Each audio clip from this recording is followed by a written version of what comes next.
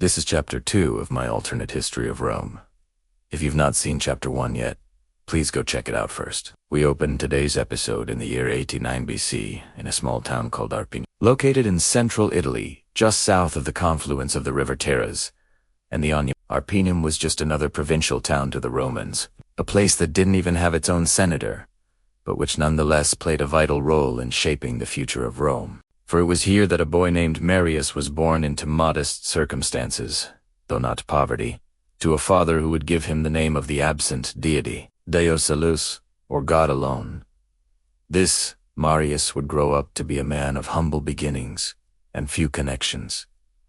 Yet he would rise through the ranks of Roman society to become one of the most powerful men in all of Italy, and eventually the world. And while the details of Marius' early life are sketchy at best thanks to the holes in Plutarch's biography of him, what we do know provides an interesting look at the man that he was and the roots from which he drew his strength. Marius grew up in a small house with his parents, bought freedmen and 4 siblings, 3 brothers and a sister. His father, also named Marius, had been a freed slave who chose to keep his original name rather than take on a new one, like many freedmen did. The family was probably not rich, but they were by no means destitute either. They owned their own home and slaves, indicating that they were comfortably middle class. And young Marius' grandfather had actually been an equestrian from Pisa. Now this is where things get interesting, because in Republican Rome there were 3 main classes. The first was the patrician nobility, made up of the hereditary elite families that traced their lineage back to the founding of the city in 753 BC in Second. Was the equestrian class, a sort of wealthy middle class that served as the backbone of Rome's armies, tax collection system, and provincial administration. Below them were the plebeians, common folk, who could be anything from merchants to artisans to farmers. Marius, you see, was not a patrician. Far from it. In fact, he wasn't even a Roman citizen for that matter, at least at first. But his grandfather's status as an equestrian meant that Marius was unexactly poor by any stretch of the imagination, either. He was basically what we would call a landed gentleman farmer. But more importantly, he was free. Free from the shackles of slavery and free to pursue whatever opportunities presented themselves to him. The equestrian class was actually pretty complicated. It was not a rigid hereditary class like the patricians. But it was also not entirely open like the class system that would develop later on in imperial Rome. The easiest way to join the equestrian order was simply to be born into it, typically as the son of a wealthy farmer. The only problem was that unlike the other 2 classes, being an equestrian carried no official political rights. You couldn't vote, hold public office, or really do much of anything unless you were a Roman citizen. As a result, some equestrians, especially those without a noble background, chose to seek citizenship through military service. Others bought their way in with money, usually by funding a lavish public project that impressed the people enough to grant them citizenship. And the lucky few managed to marry into old Roman families, gaining citizenship through marriage instead of birth. Regardless of how they got it, though, if a man was a Roman citizen and met certain property requirements, then he could theoretically hold any office in the state. So what kind of childhood did young Marius have? Again, the sources are spotty at best, but we do know that he grew up on a farm in the countryside near Arp. We also know that his father died when he was still a child and that he was raised primarily by his mother.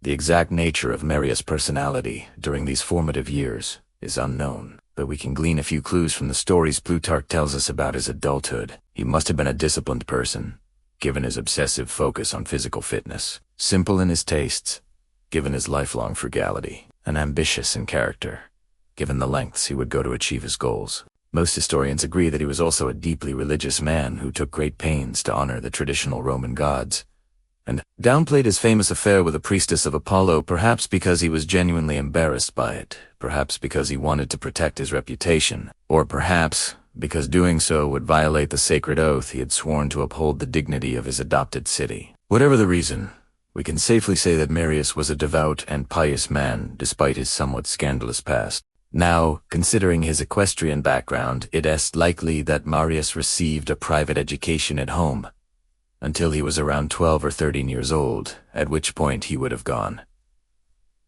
to Rome to receive further training in rhetoric and law. Like most upper-class Roman boys, He would have studied subjects like poetry and philosophy as well, and would have spent his summers learning how to manage his father's farm and estate. At this point, it's worth mentioning that according to Roman custom, his mother would have remained his legal guardian throughout his life, since women in ancient Rome couldn't own property, so she would have formally managed his affairs while he traveled. At some point, Marius would have entered the military as a young officer in one of Rome's legions. This would have been a formative experience for him, instilling in him the values of discipline, obedience, and duty. Much has been made of the fact that Marius was unusually tall for the time period, standing at around 6 feet 2 inches. Plutarch even goes so far as to say that he was unusually handsome. However, there is zero evidence for this claim, save for a single passing comment from the 4th century historian Ammianus Marcellinus,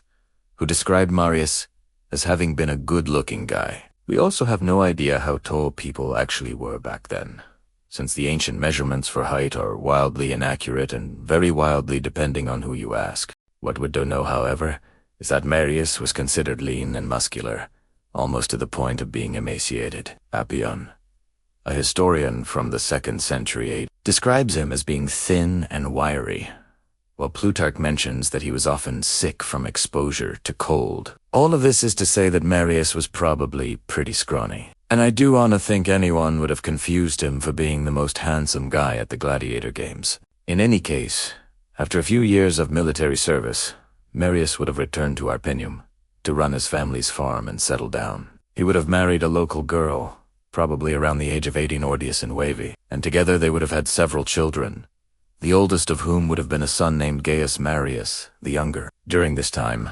Marius would have attended the local assemblies and courts, gaining experience in public life and making connections that would help him advance his career. This is where he would have honed his skills as a speaker and politician, learning how to persuade and negotiate. While running his farm, he would have also continued to train as a soldier, perhaps taking up arms against the local bandits, and would have kept in close contact with his old military friends, keeping abreast of events in the wider world. By the time he was in his late 20s, Marius was ready for bigger things, so he left his farm in the hands of his wife and set off for Rome. There, he threw himself into public life, throwing the full weight of his considerable personality behind various public projects. He gained popularity among the common folk with his boisterous energy and optimistic speeches about the future of Rome, but he was looked down upon by the elite, whose entrenched interests he threatened by advocating for reform. Then came the opportunity that changed everything. Gaius Marius was elected tribune of the plebs. Thank you so much for watching. Please subscribe if you haven't already, and come back next week for Chapter 3. See you then.